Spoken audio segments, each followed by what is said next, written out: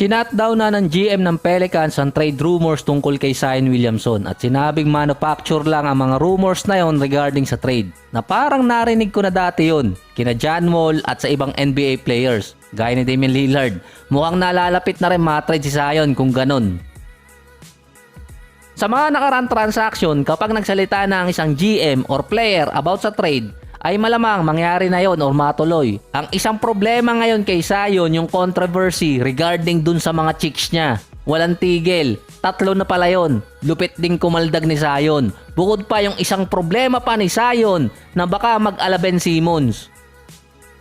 Base kasi sa report, di umano nahihirapang mag-maintain ng timbang si Zion. Sa kontrata kasi niya na magte-take effect na next season ay may clause doon na dapat hindi siya lumagpas ng 295 pounds na body fats, hindi muscle. Iba kasi ang mga sukat nila doon. Si Zion last season, 284 pounds. Hindi pa nagte-take effect noon yung panabago niyang kontrata.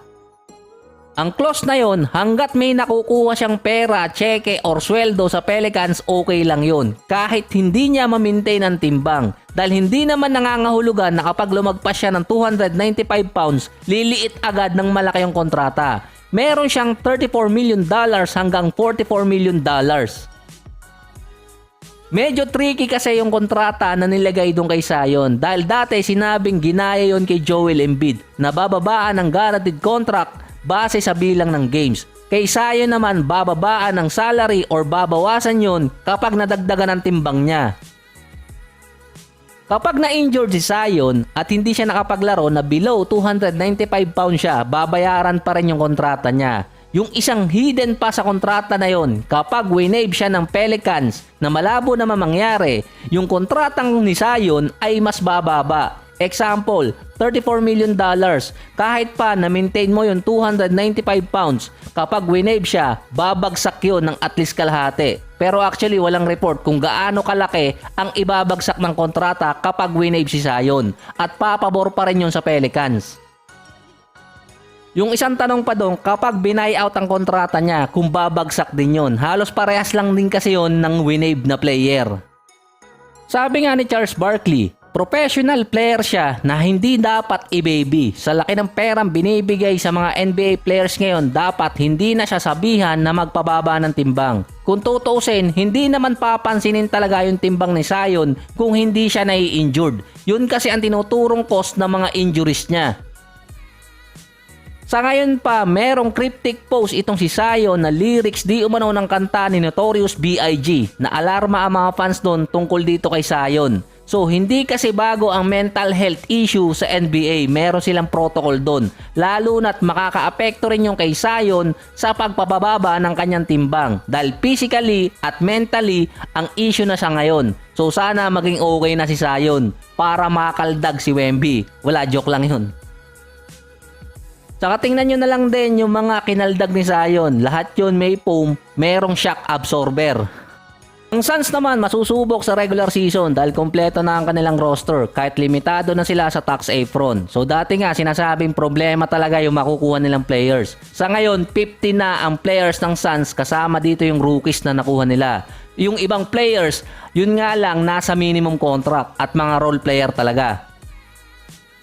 Ang legit point guard ng Suns si Cameron Payne kaso na-trade nga siya. Wala ding legit point guard ngayon ng Suns. Si Eric Gordon naman mas komportable sa number 2 position pero dati naglalaro din siya bilang point guard. Ang majority pa ng minutes mapupunta sa 4, kay Kevin Durant, Bradley Beal, DeAndre Ayton at Devin Booker.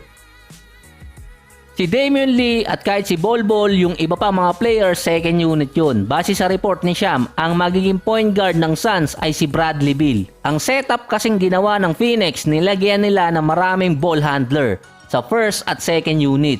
Si Bradley Beal, mostly sa karir niya, number 2 position siya. Pero since nawala si John Wall sa Wizards dati, kasama na dito yung na-injured siya, si Beal ang nagiging playmaker sa Wizards. May average din siyang 5 assists per game.